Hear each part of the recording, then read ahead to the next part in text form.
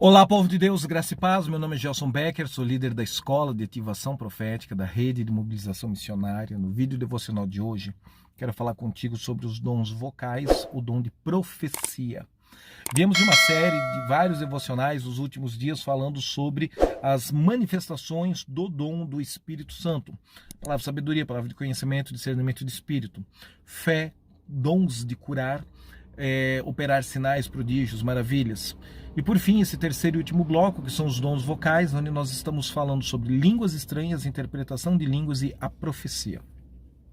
Você tem que entender uma diferença entre o ofício do sacerdote e o ofício do profeta, tanto no Antigo quanto no Novo Testamento. O sacerdote é o cara que ouve as pessoas, com o problema das pessoas, e se vira para Deus e fala com Deus, apresentando para Deus aquilo que ele ouviu da multidão, do povo, da congregação, das pessoas necessitadas. E isso é bíblico, e no Novo Testamento, esse ofício sacerdotal nós chamamos de pastor, é o pastoral. Ponto pacífico. O profeta é o inverso desse cara. Por isso que João Batista era meio esquisito, por isso que Jesus é um João Batista melhorado e um sacerdote evoluído. Ele é a mistura do sacerdote, do rei e do profeta, as três operações de unção em Jesus. O que o profeta faz? Ele faz o caminho inverso do sacerdote. O profeta, ele ouve a Deus e fala da mente de Deus, do coração de Deus para a mente e o coração das pessoas. Ah, mas eu quero contar para o profeta, eu quero que o profeta anote o meu pedido de oração. O profeta vai virar as costas e vai embora, você vai ficar falando sozinho. O sacerdote vai te atender. Irmão, você pode escrever no livro de oração, meu pedido de oração. O sacerdote, ele tem esse entendimento. Ele ouve o problema do povo e se vira para Deus e se coloca como mediador, como sacerdote, intercessor entre a necessidade da pessoa e Deus Todo-Poderoso. E muito pode o justo na eficácia das suas orações, diz o apóstolo Tiago. O profeta não tem paciência para isso. O profeta nem te dá muita moral, muita atenção para isso. O profeta é o inverso. O profeta, ele ouve a Deus, recebe de Deus, da mente e do coração de Deus, ele fala para dentro do teu espírito, para dentro da tua identidade, do teu destino. Por isso que o profeta ativa coisas que o sacerdote não ativa. Por isso que o sacerdote tem equilíbrio, maturidade, perseverança, e muitas vezes o profeta tem intensidade, mas não tem paciência. Não tem a consistência de longo prazo que o sacerdote tem. Então os dois ofícios têm alguma coisa boa, alguma coisa ruim, tem um ponto forte e um ponto frágil. Por quê? Porque um deve depender do outro, um deve servir o outro em amor. O ofício apostólico, ele tenta equalizar esse equilíbrio. Nem sempre ele consegue. Nem sempre.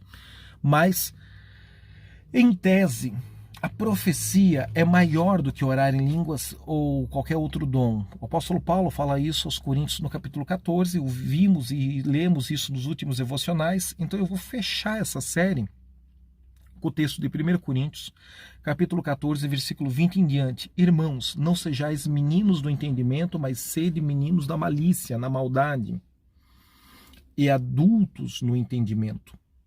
Está escrito na lei, por gente de outras línguas e por outros lábios falarei este povo e ainda assim não me ouvirão, diz o Senhor. É uma profecia do profeta Isaías.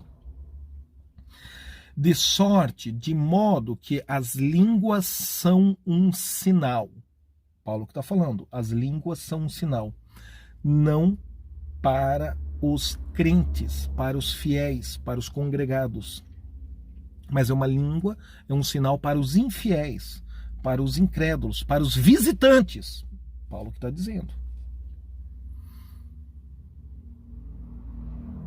Mas a profecia não é sinal para infiéis, para incrédulos, para visitantes no meio da congregação. A profecia é um sinal para os crentes, para os fiéis, para os que estão congregados e introduzidos na comunidade. Se, pois, toda a igreja se congregar num só lugar e todos falarem em línguas e entrar um indouto, não doutrinado, não treinado, não esclarecido sobre os fenômenos das manifestações do Espírito Santo de Deus, ou um infiel, um incrédulo, um gentio, um incircunciso, todos nós somos gentios, né? Um que ainda não teve a revelação de Jesus como Senhor e Salvador. Não dirão porventura que estáis loucos? Sim, com certeza.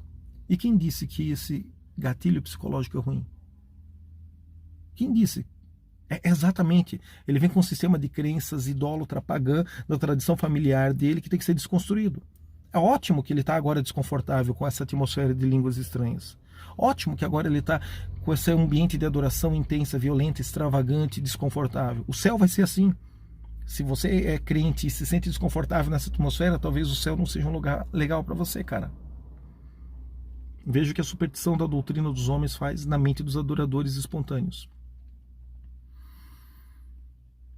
Mas se todos profetizarem e algum indouto infiel entrar, de todos será convencido, de todos é julgado.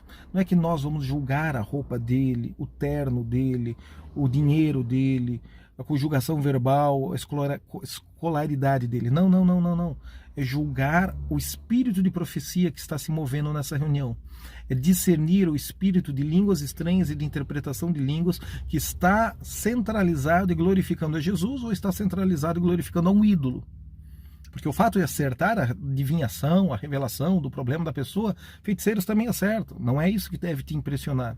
Jesus não diz que conhecereis a árvore por errar ou acertar a vidência profética. Jesus diz: conhecereis a árvore pelos seus frutos, pelo caráter do Senhor Jesus ao longo de um processo de erro e amadurecimento. Erro e amadurecimento, erro e amadurecimento. Profeta não é um profeta de Deus porque nunca errou. Profeta é um profeta de Deus porque quando erra se submete ao puxão de orelha de um pastor que supervisiona ele no exercício dos dons pastorais. Qual é o melhor laboratório para praticar dons espirituais? Esse laboratório se chama igreja local. Não, mas eu sou um operador de sinais, eu oro, as pessoas recebem nem de ouro. Meu pastor não crê nisso. Não rotula, não julga, não mede espiritualidade, não seja cretino, se submeta ao comissionamento dele, porque ainda que você opere em sinais de poder, e talvez o seu líder, o seu pastor, não opere nisso, ou tenha medo disso, tenha um entendimento bloqueado e fragmentado em relação a isso, não quer dizer que ele não seja instrumento de Deus para essa escola de profetas, que é a igreja local. Toda igreja local deveria ser uma escola de profetas, ou restaurar a essência desta manifestação de Lucas capítulo 10 no Novo Testamento. Jesus foi o líder dessa escola de profetas no Novo Testamento. Versículo 25 diz: e portanto, quando o indouto está nessa atmosfera de línguas estranhas, de interpretação de línguas, de profecia, a língua estranha é um sinal para o que crê, para o incrédulo visitante. A profecia é um sinal para o que crê. Mas ele está nessa atmosfera, nesse ambiente, está se sentindo desconfortável, dizendo: puxa, está todo mundo louco aqui nessa reunião de oração. Olha o que o versículo 25 diz: e portanto, os segredos, os mistérios, diz uma outra tradução, em oculto no seu coração, ficarão publicamente expostos, manifestos, conforme a tradução. E assim, esse visitante, esse incrédulo, esse infiel, esse ímpio, lançará sobre o seu rosto, lançando-se por terra, adorará a Deus, publicando que Deus verdadeiramente está entre vós. Não é uma língua estranha da alma, eu estou falando de uma língua estranha do espírito, porque você pode aprender mecânica e artificialmente a repetir a língua estranha do cantor famoso que ele ora em línguas no DVD dele. Você está orando em línguas pela habilidade da alma, não pela inspiração mística e cognitiva sobrenatural do Espírito Santo de Deus, entendeu? Então eu estou falando aqui de uma reunião onde a unção realmente se manifestou, Deus realmente está ali, o visitante entra, nos primeiros instantes ele se sente desconfortável, no segundo momento os mistérios, os segredos que estão em oculto no coração dele são publicamente revelados. O que o profeta faz? O profeta ouve a Deus, e da mente de Deus, do coração de Deus, fala a mente do homem, a mente do ímpio, a mente do crente abatido, desanimado, do desviado, do visitante da igreja. E aí, quando esse fenômeno acontece, nós temos aqui línguas estranhas seguidas de interpretação, profecia, ou então direto à palavra profética, sem a língua estranha, sem interpretação, mas inspirada por uma informação sobrenatural que ninguém sabe, que não é fofoca. Às vezes a pessoa até fica brava e diz: ah, você contou tudo pro pregador, porque o pregador profetizou o problema que nós somos lá em casa. Às vezes a esposa é uma fofoqueira, chega meia hora antes do culto e conta tudo pro pregador. Existe essa possibilidade matemática. Mas muitas vezes não, é Deus, pelo Espírito, revelando, e você não crê na revelação do Espírito Santo. Aí racionaliza o fenômeno achando que foi alguém que fofocou, que contou. Esquece, nem tempo para isso a gente tem. Versículo 26. Que fareis, pois, irmãos, quando vos reunis, vos ajuntais, cada um de vós tem salmo, doutrina, revelação, tem línguas estranhas, tem interpretação de línguas, faça-se tudo para edificação. Alguns lugares é feito para se autoafirmar, mas Paulo diz que é para fazer para edificar em amor. Se alguém fala em língua desconhecida, faça-se isso por 2 ou, quando muito, 3 simultaneamente. E por sua vez, haja quem interprete. Mas se não houver intérprete, esteja calado na igreja, fale consigo mesmo e com Deus. E falem 2 ou 3 profetas e os outros julguem. Mas se a outro que estiver assentado for revelado alguma coisa, cale-se o primeiro e o segundo profetiza. Por quê? Versículo 31 de 1 Coríntios 14. É a máxima do Novo Testamento. Porque todos podem profetizar, uns depois dos outros, para que aprendam e sejam consolados. Você pode aprender a profetizar. Você deve aprender a profetizar. Equilíbrio, maturidade, fundamento bíblico, unção, imposição de mãos, transferência de unção, ativação de dons proféticos. E os espíritos dos profetas estão sujeitos aos profetas, porque Deus não é Deus de confusão, senão de paz, como em todas as igrejas dos santos. Lá no final da narrativa, no versículo 39, ele dá uma nova ênfase. Portanto, irmãos, procurai com zelo profetizar, e não proibais o falar em línguas. A igreja se dividiu em 2 grupos. O cara proíbe as manifestações dos dons vocais, língua, interpretação de língua e profecia. Portanto, em maturidade, portanto, em responsabilidade, Deus está me revelando que você está sendo curado da próstata. Irmã, essa aí é uma mulher não tem próstata. Ah, não tem próstata não, então receba uma próstata agora em nome de Jesus. Essas induções psicológicas, confusões mentais, em nome de uma falsa espiritualidade. Então, às vezes, os pastores zelosos proíbem o orar em línguas, proíbem o profetizar. Estão pecando. Porque o versículo 39 é claro. Diz, não proíba o orar em línguas, não proíba o profetizar. E a epístola de Paulo aos Tessalonicenses, no capítulo 5, também vai dar ênfase para não proibir, não impedir, não bloquear essas manifestações carismáticas. Ou então o cara vai para o outro extremo. Ah, eu sei que ela está manipulando, eu sei que ela está chantageando, mas eu também não vou mexer com esse espírito de Jezabel aí, não. Deixa ela fazer o reteté dela no meio da congregação.